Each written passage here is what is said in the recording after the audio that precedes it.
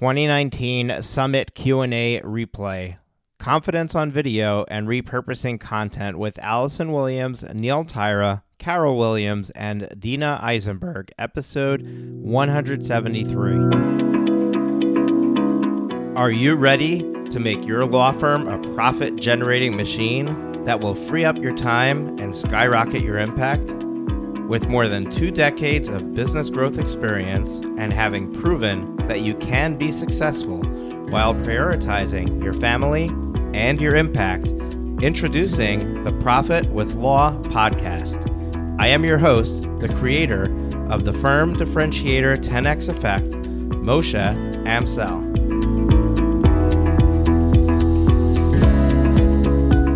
Well, hello and welcome to another episode of the Profit with Law podcast. I'm your host, Moshe Amsel, and today I have a treat for you. We pulled from the archives a Q&A segment from our 2019 Law Firm Growth Summit.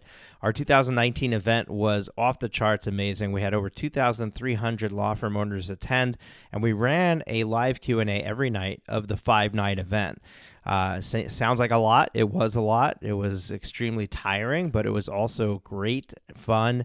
We had an awesome time, and you're going to get an insight into just one little snippet, about 15 minutes of the Q&A. It went for 2 hours each night. It was a lot of great stuff that we talked about. We're going to be bringing a few of those to you over the course of the following week, and we're doing this because it's in honor of the Law Firm Growth Summit that is going to be happening once again, upcoming very shortly, February 9th to the 11th. So at the time that you're listening to this, it's less than a week away, or it's exactly a week away, and you want to make sure that you have secured your seat. Now, there's no excuse. It's free, or at least the limited pass is free.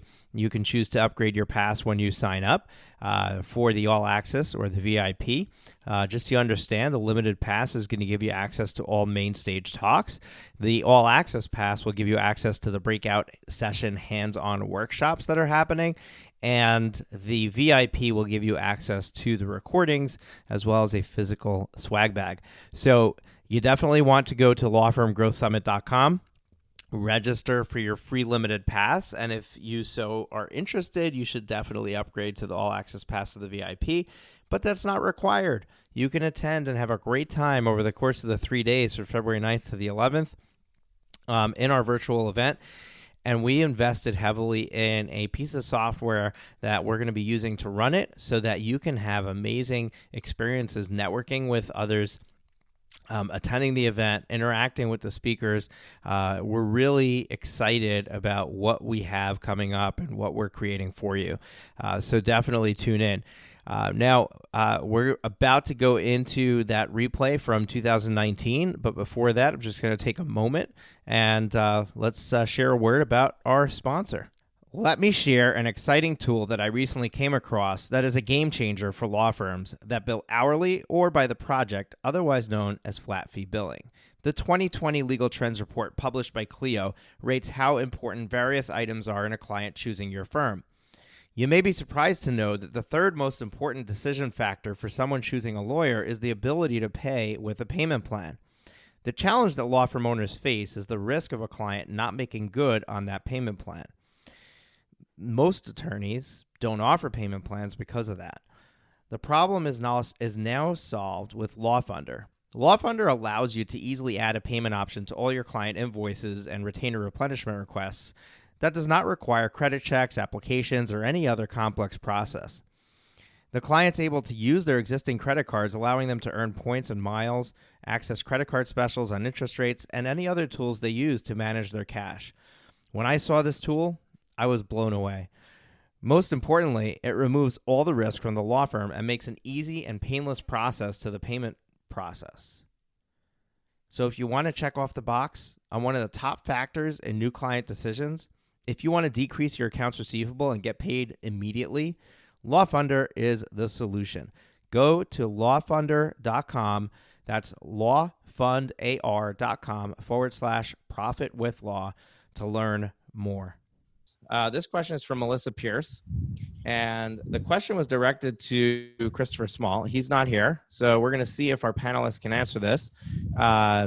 First, thanks for explaining that a video does not need to be a professional quality and error-free. That has been my marketing assistant's biggest hang-up, and I admit I have been listening to what she says. What was the software that you said you used to make your Facebook videos available for other platforms, example, LinkedIn, Instagram, TV, YouTube? Do you have anything you want to add to that question before we jump into it?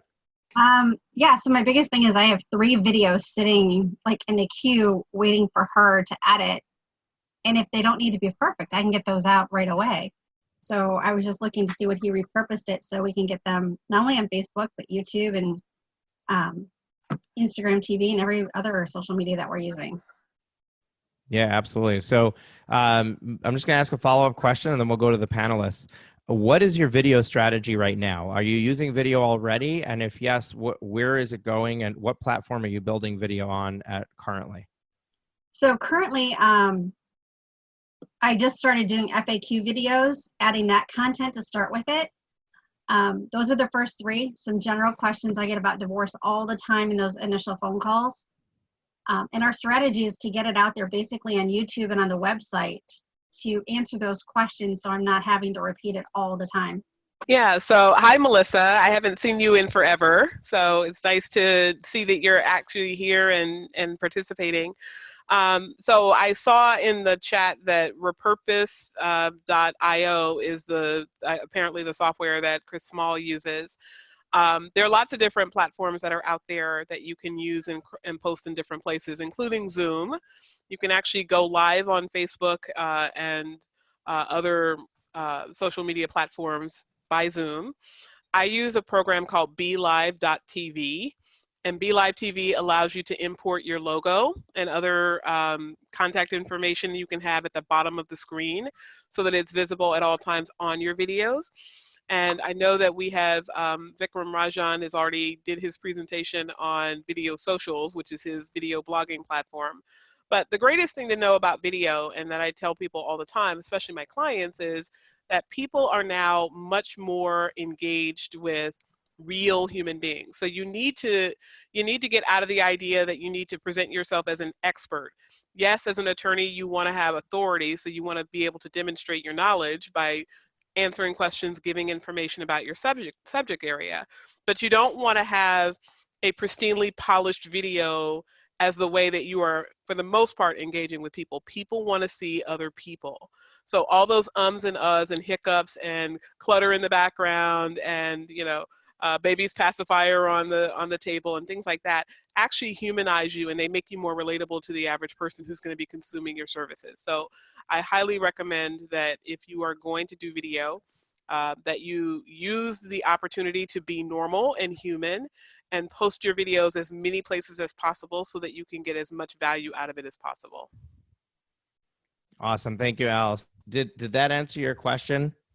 Yeah, that was a lot of great tips because the feedback I've been getting is I say too many ums, too many ahs. My hair is not perfectly situated. Go fix your makeup. You've got the shiny forehead. But that's not me every day. And I feel like to present a video that has me all made up for 30 seconds and then they come in and I'm totally different, really doesn't present who I am. Hey, Yeah. So Melissa, so first off, anytime first off, congratulations for putting yourself out there, and recognize that anytime you put yourself out there, there's going to be haters, right? There's going to be people that have a negative comment. So, just know that goes along with the process, and don't let that discourage you. I thought today that the presentation made a really good point as to, and let me first confess that I'm in the exact same boat. I put off doing video forever and ever because I wanted to, make things perfect. And I'm a techie. I want to wrap the intro around. I want to put the background behind. I want to have my logo there. And as he mentioned today, look, you got about 10 seconds to grab the viewer's attention. And if you spend those 10 seconds with a, fancy, kind of logo spinning type of affair, and you don't get to the point, they're going to move on. They're going to move past your video, and they're not going to spend the time to consume your content. So I really urge you to just do exactly what he said. And again, do what I say, not what I do. But I really urge you to do exactly what he said. Just put your videos out there, get your content, let people see you as a human. I will tell you that, I kind of had the same approach with my blog posting. And, I didn't want to put too much personality into my blogs. As soon as I started referencing my family, showing pictures of my family, my daughter, who's an actress, and that kind of thing, the engagement just skyrocketed. So be yourself. People want to know who you are. As you've heard ad nauseum, folks do business with those that they know, like, and trust. And there's no better way to do that than to have a video relationship with them. And I know people that have developed whole senses of their relationship around my voice on my podcast. And so if they can now put a voice and a face together on your video, I think you're going to be very well off for having done that. So just get out there and do it. And Melissa, I've done videos before, during, and after a run. And so I'm surely not looking my best. Yeah. But no one really cares. I think it really, I've gotten messages after those videos, and people really just want to know who you are as a person. My running happens to be my thing. I also do yoga. So I've done, I've showed pictures of my yoga mat, and people really resonate because you're human, and personally, if you see me in person, I'm usually wearing a running shirt, which is what I'm wearing now, and so I am who I am, and my clients know that. And I think you should just be who you are. And then when your clients meet you and see you and start working with you, they are meeting and working with the exact same person that they saw and liked online. They're not then meeting this completely different person. It throws people for a loop. No, I totally agree with that, Carol. Yeah, that was awesome, Carol. So I'm looking forward to seeing your videos, Melissa. All right. I can take those 3 that have been sitting in edit stage for 3 months and get them out there. Absolutely. Hey, so I'll just echo what Carol said and say that now, Melissa, that you said yes, you're going to actually go ahead and produce those videos.